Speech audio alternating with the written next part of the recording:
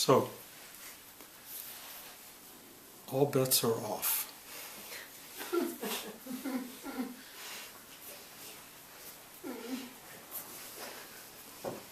Everything you think you know is not true, or maybe not be true, or is true.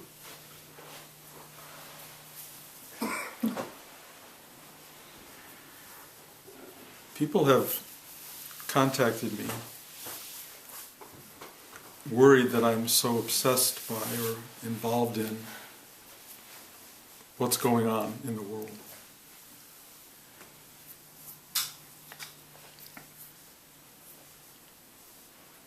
There are people who would like me to be detached and non-reactive, to stay in a place of still-pointedness that is unaffected by the world around me. And there is a kind of historical precedent for that in the idea of the meditative spiritual approach to life, where you find a way of detaching so that you are not struck by every sling and arrow that comes surging through your life.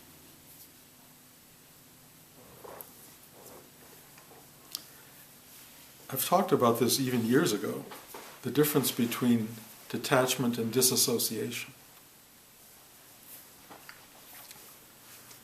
And detachment has to do with letting go of, consciously, your attachment to or your reaction to life.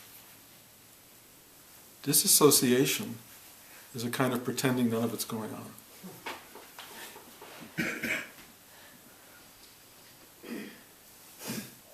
Detachment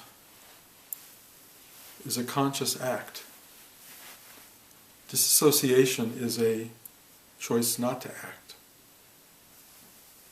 It's a kind of pretense. It may not be the wrong choice, but you have to understand it is a choice.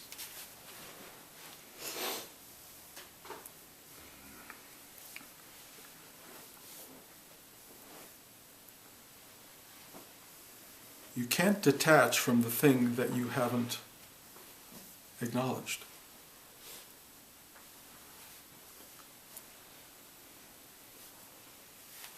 You have to be aware of what is, or what appears to be, in order to have a response or non-response.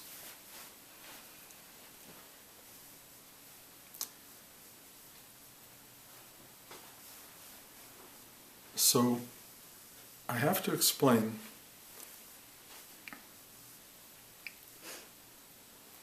that the last several months have been, for me, exceedingly disruptive and disturbing, shocking,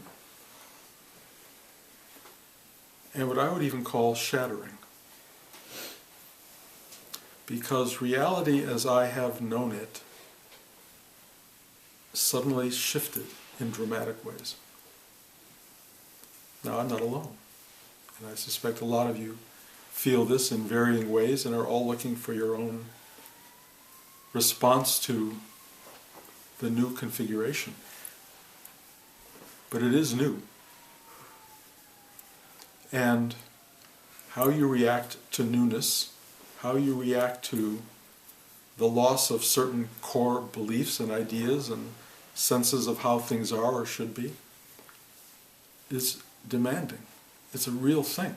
You can't just sit back and go, not my problem. I mean, you can. There are a lot of people who are choosing that path. That's not a choice that I was able to make. I think there are people who have stopped listening to my talks because they don't want to hear this kind of dialogue. And I respect that totally. I think if what I am saying is alien to your sense of what is, or security in what is, or how it should be, then find people who speak to your truth. I can only speak to my own experience and my own truth. And I will tell you, this period of time has been a big shake-up. Excuse me.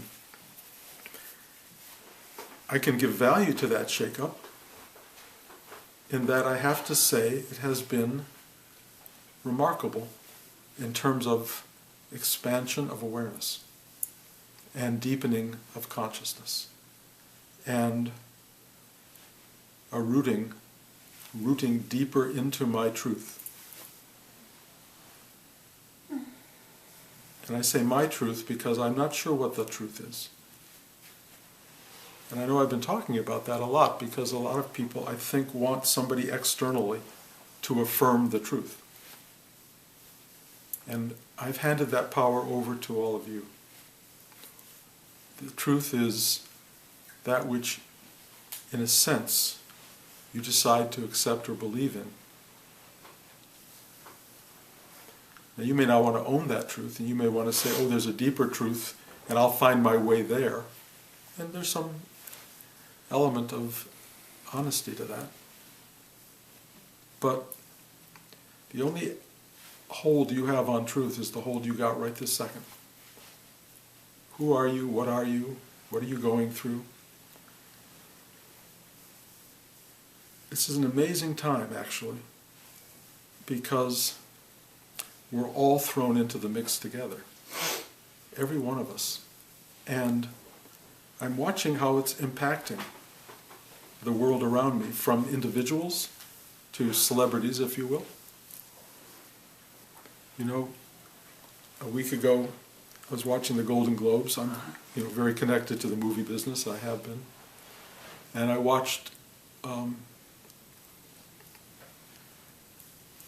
Meryl Streep, who I do respect and do consider one of the greatest actresses of our time, make a really heartfelt speech publicly to millions of people. And I, for one, felt good about it. There were people who didn't, but I did. I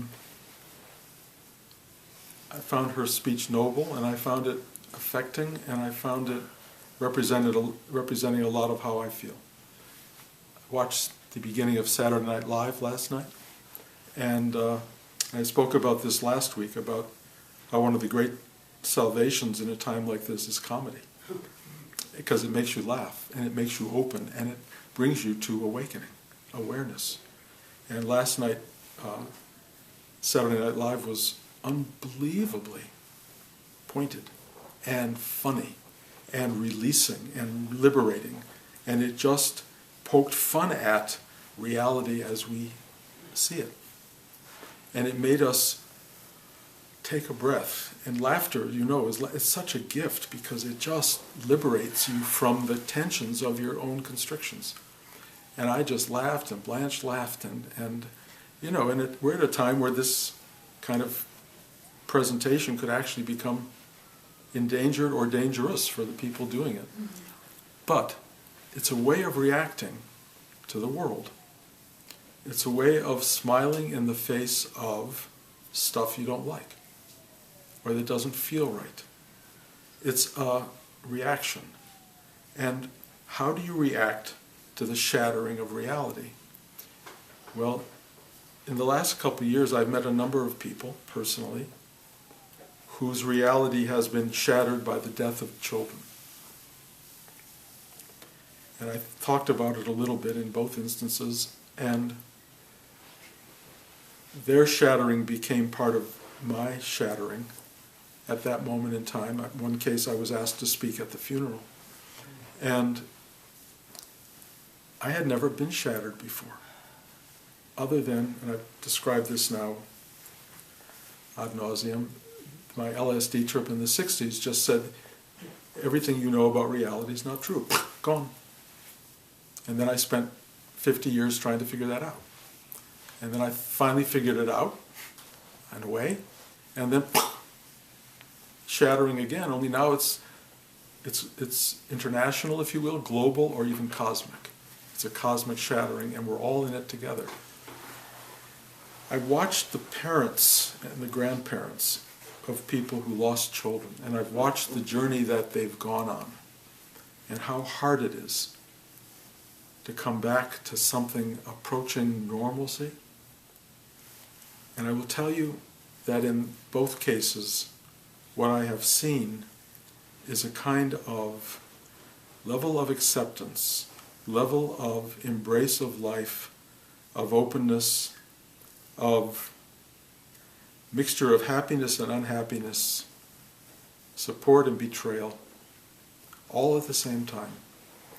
And where they have arrived at is as close to what I would call an awakened state as any human being can get to in life. And it went through the door of grief, absolute unbearable grief. And then there's a learning curve, and there's a process, and there are different ways to get through grief. Some of them are denial, and some of them are avoidance and disassociation and running the other way and going through all the different things that one can use to avoid facing truth. And then there are the things that are inescapable. And one of the great things about shattering and having reality be is completely altered, irretrievably altered, is that you've got to face it. You can try looking every other way, but it's in front of you. What to do? What to do? Well, somebody described my teachings as reports from the front line. I'm just telling you what I'm going through. Whether what I'm going through relates to you or doesn't relate to you, that's up to you to figure out. If it doesn't relate, don't listen. But what I'm going through at this moment in time is transformative. And it is, I would even venture to say, beautiful. It's not without its alarm. You may remember after the election I would find myself waking up in the middle of the night in a state of kind of terror. A terror I knew after LSD. A sense that the world has changed irretrievably. And in this case, this feeling of very subterranean dark forces rising up in very big ways. And I said, well, now, how do we deal with this? I'm old, and I don't know how many years I have left here, but I have grandchildren and children, and I have all of you who are not yet old. And what are you going to do in the face of what is arising? What are you going to do? Well, it's not my job to tell you, but I will share with you my sense of it.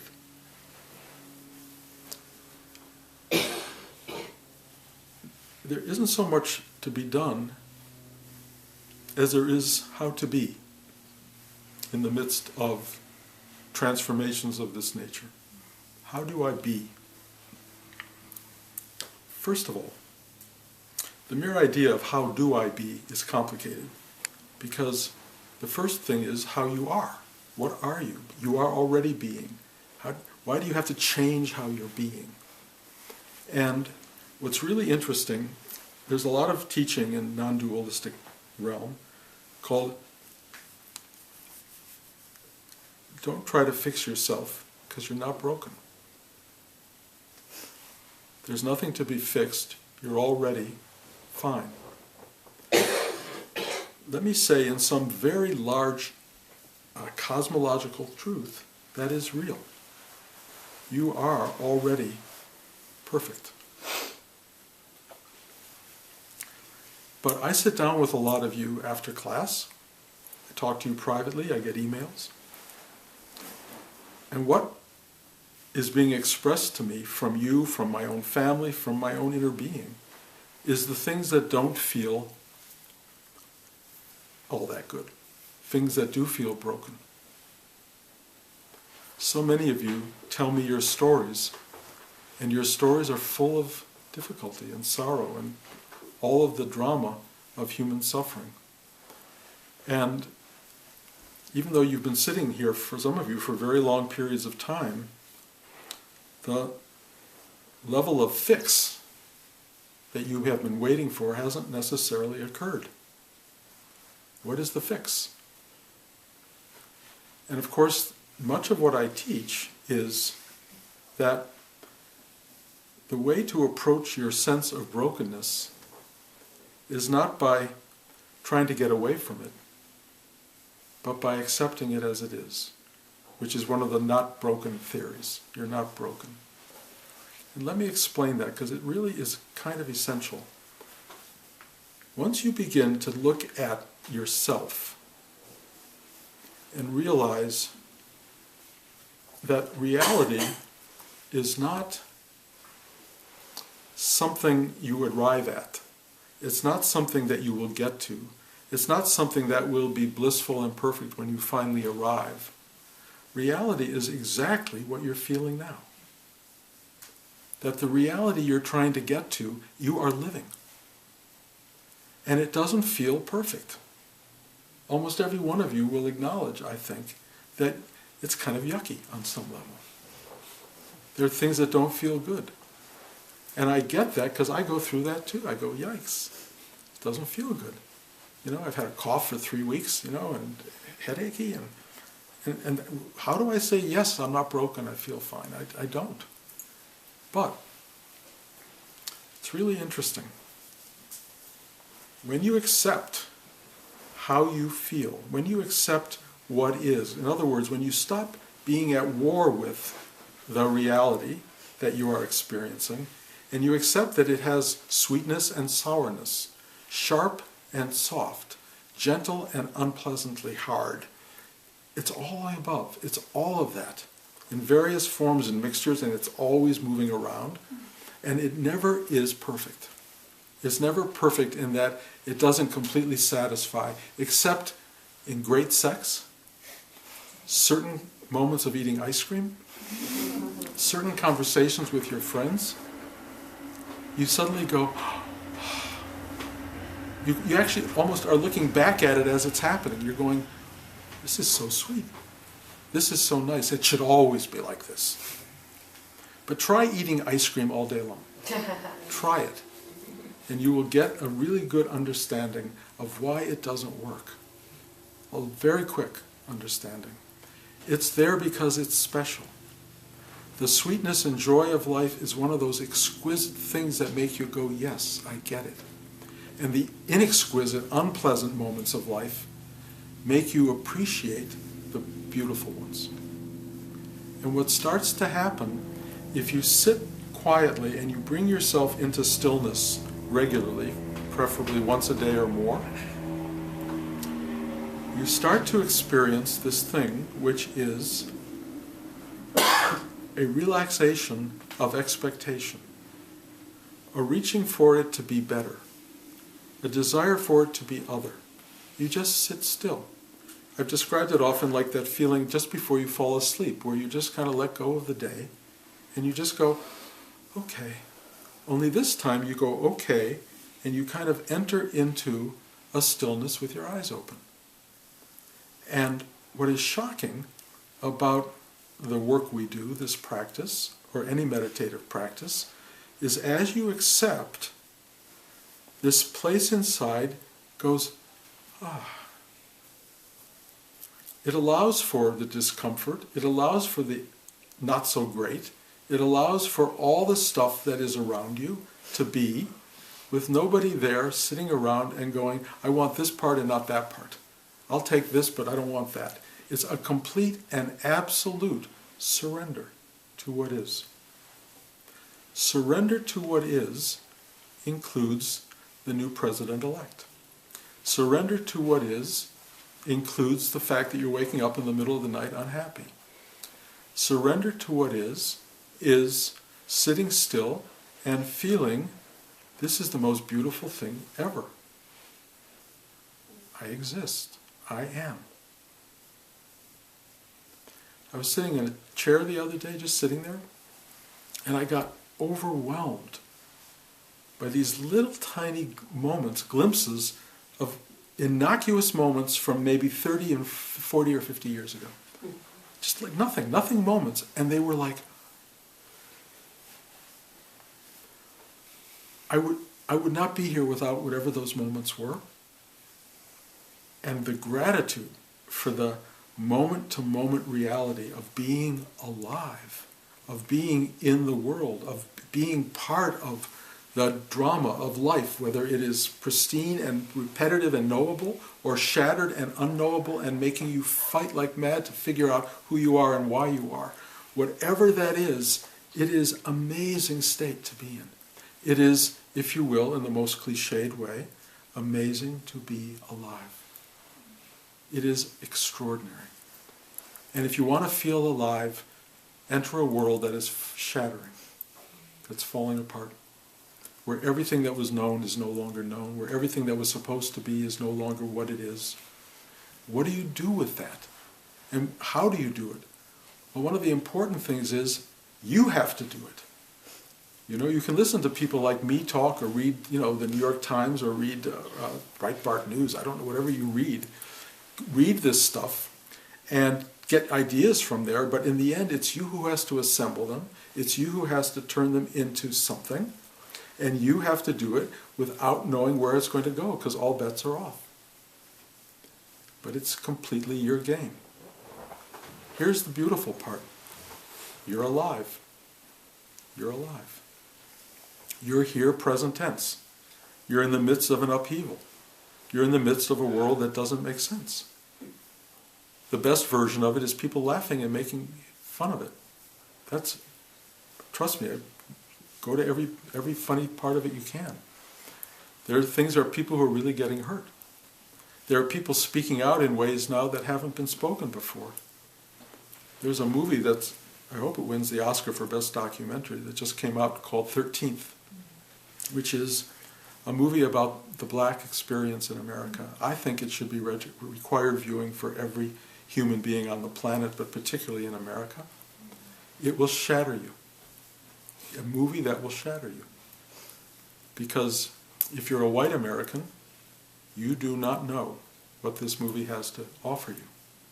It is so upending, because you have been living in a world of such awfulness and not even knowing it.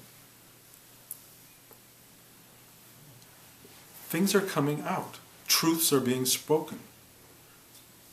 People are figuring it out. They're working out new ways of being. How will this all end? We don't know that.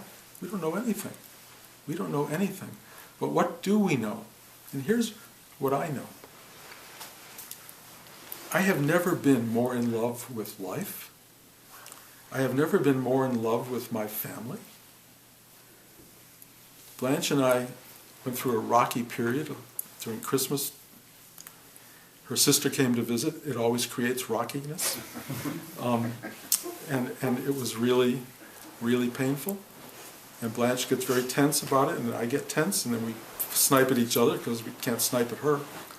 She can't hear, first of all, and she's not present in many ways. But she creates a lot of drama for us, and we were really getting at it with each other. And we know better. We know better. Now, I think I've told you all this something like 15 years ago, however many years ago, when we were selling the house in New York and fighting about should we sell it, should we not sell it. We started going to a marriage counselor, and we've continued doing that over the course of all these years. And here I am, quote unquote, spiritual teacher, and you can all go, why am I studying with someone who goes to a marriage counselor? Well, it's been the most wonderful experience. This person allows us to talk without throwing hand grenades at each other. And allows a simple dialogue to happen. And so we spoke with her over a week ago about the drama that we went through with Blanche's sister. And we had to dig deep to get underneath our anger and our tension and our difficulty that were brought up, that we shared with each other, that we were throwing at each other. And we did it. And we acknowledged that we loved each other at that moment. And then all the pretense and all the drama, it went away like it was 1,000,000 years ago. And all that was left was, we really, really care about one another. And we've been together for almost 50 years. And we didn't have to hold on to one single ounce of tension, and we didn't have to build it into a drama. We didn't have to make it a reason to, leave each other. We just saw who we were. We used the help of another party, which was very valuable. But the important part, and I could feel it while we were talking with this person, I had to go and say, I'm sorry. I had to be wrong. I had to, even though I felt Blanche was completely wrong and I was completely right, I had to be wrong. And when I did that, I realized I was wrong. I was wrong for being shut down, angry, combative, responding to her tension, her responding to my tension. I share this all with you because it completely turned around. And I know right now there is atmospheric tension. A lot of people are experiencing it, and I think you're throwing it at each other. I may be wrong, but I look at Blanche and I as just the canary in the cage. We represent what's happening, and it's hard out there.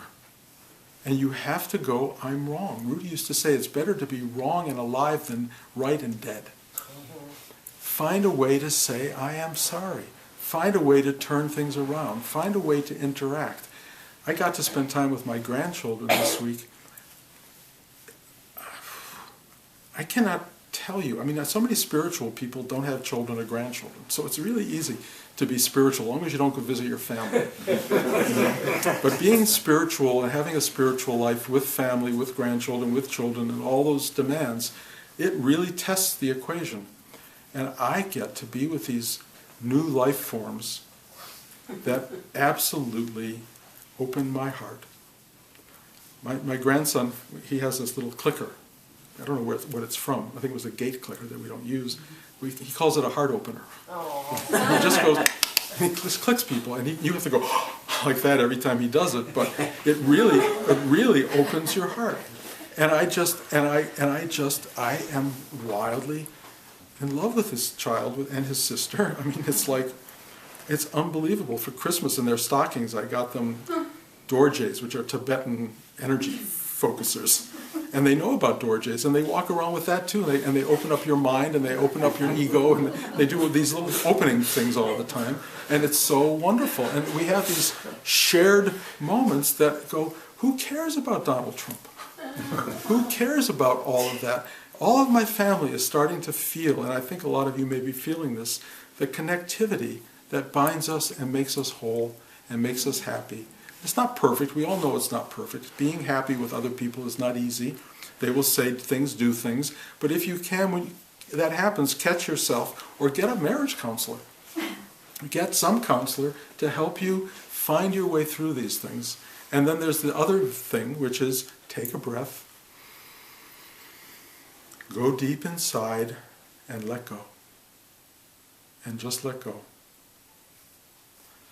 One of the things I've been aware of is this idea that there's a lot of talk in spiritual life about you're not the wave, you're the ocean. And the revelation of spiritual awakening is you're not this little tiny jagged thing that's crashing on the shore. You are the entirety of liquidity in the world. You are all the water there is. You're the water that rises in the sky, rains down, and it goes back into the ocean. But I have to tell you, the ocean, there's this idea that when you awaken from individual wavedom to oceanness, that you will be free of your limited concerns and worries about the world. And that's true. But let me also tell you, the minute you become the ocean, you've got everything to be, to think about, to be part of, to experience. It's not a diminishment, it's an expansion of emotionality, an expansion of awareness, of understanding, of being. It is a huge undertaking to awaken. You don't get free of what was, you get free of the little part to become the totality. And it's big. And it has all sorts of energy forces. And we felt them last week up in San Francisco because the ocean created a huge swell of warmth that became what's called the Pineapple Express. And it lifted out of the ocean and it came and dropped itself on top of all of Northern California and much of the rest of the country up north, not as much down here. But that's the ocean. The whole ocean had a current of warmth that lifted up and did something, and it's starting to, weather patterns, all of these things are starting to shift and change. Are we part of the cause of that? Perhaps. There are scientists who say that. I tend to believe it. There are people who don't believe it. Believe it or not believe it, something's going on. And these things can be huge. I was watching the National Geographic Channel, actually it was a Nova special, and they talked about the last ice age, or one of the last ice ages. It occurred in 10 years. In 10 years, the planet went from a balmy planet to a freezing planet. 10 years, 1 decade. So life has a capacity to change and dramatically alter, and what do little people like us do? You find a way to be responsive. The first thing you will do is stress. If you have a meditative life, you can diminish the stress. You can take a breath. Does it mean you can sit and disassociate? Maybe. Some of you can disassociate from all that. Can you detach from reacting to it dramatically? Yes. But what does that mean? Do you live a life of engagement or disengagement? Probably doesn't matter, but it's your choice. It's your choice. Do you want to engage the world, or do you want to sit back and watch the world? It doesn't matter which you do. Do the thing that's right for you. Find your path. Accept who you are. Some of you should go work in Syrian refugee camps. Some of you should help the homeless in your neighborhood. Some of you should just be nice to your partner. Or not. These are totally up to you. These are real choices. I will tell you what will guide you in that choice. Your own navigation system deep inside your heart. If you can dig deep into your heart, you will start to see something amazing. It's this thing that goes this way, this way, this way, this way, this way, this way, this way. And if you get really quiet, you don't even have to hear it. It just moves you. And it has an unbelievable intelligence. Your own inner guidance system knows how to guide you. And sometimes, because you're human, you will not hear it. There are times you will be crazy with whatever's going on in your life or around you. Not having enough money, not being able to go to the doctor, not having all of these different things will create stress and distraction. And the one choice you always have is take a breath and still yourself down and find the guidance. How do I get through this? How do I get to the next stage? What do I do? The universe cares about you. The universe is there for you. It provides, it helps, it offers itself to you. Even in the moments of great conflagration and things going on around you. I mean, I was sitting in my house during the Pineapple Express, and I just sat there and I said, wow, I am in this warm room with electric light, which went out occasionally, but mostly with electric light, feeling so comfortable and so cozy, and the rain was pouring down. Why is that? Why is that? I don't know. All I know is I felt incredibly protected. There may be days where you're not protected, and that will be its own drama and its own experience for you. But I was protected, and so were most of you. We are all, in our own way, protected until we're not, and then we have to deal with that one, with the true shattering, which is the ultimate loss of everything. That's a conversation for another time. But the moment that we're living in right now is upheaval. It's stress-producing for many people. It's complicated. It's an all-bets-off moment. You've got to figure it out. The fact that you chose to come here this morning rather than something else, the fact that you're willing to bring yourself to a place of stillness is a good sign for your own salvation. And I thank you for coming, because it definitely provokes an enormous amount of connectivity and joy and wonder in me. I love meeting each of you. I love sitting with each of you. I love the connection. I love that we're one thing getting to see itself. I love that. This doesn't happen during most of the time. It doesn't happen hardly ever in your day-to-day life. It happens here. Thank you for making it happen. So good luck with the bets are off. It's a new time. You're in it. We can all talk about it, I suppose, but I do think it's the not talking, it's the sitting still that's the best guidance for how to deal with what happens day by day by day. And it's going to be different. It will not be what it was. The only thing that will be what it was that there will always be this place of you, alive, connected to yourself. That will be what was and what is. That's the gift. So utilize it. Any questions? It's not a question, but it's what saves my ass. I have had a quote in my head for years, and I'm using it more now than I ever have, which is Mark Twain has said, "Against the assault of laughter, nothing can stand." And I can't tell you how that, what you're talking about, watching something funny, it comes back, but it's so a helpful. vacation. It's so helpful. I know. Even but a momentary vacation is a real vacation. You know, better than no vacation. That's right. You know, and no, I've been watching every late night show I can, and Saturday Night Live, and anything else that will bring it up. But I mean, that affects me, and so does Meryl. So I mean, it's the whole panoply of possibilities of people speaking their truth, whatever that may be, and having some way, perhaps, of real human connection. I like it better than diatribes. I like it better than posters on us, marching down the street being angry. But that's me. I mean, there are people for whom that speaks proudly and helpfully. But I really do think, and I said this in my last talk, and I ended it with that: laugh as much as you can, because this is one of the best things you can do to get through this. Anyone else? Okay, thank you all for coming. Thank you. Be back in a month, approximately, and I really, really appreciate your being here.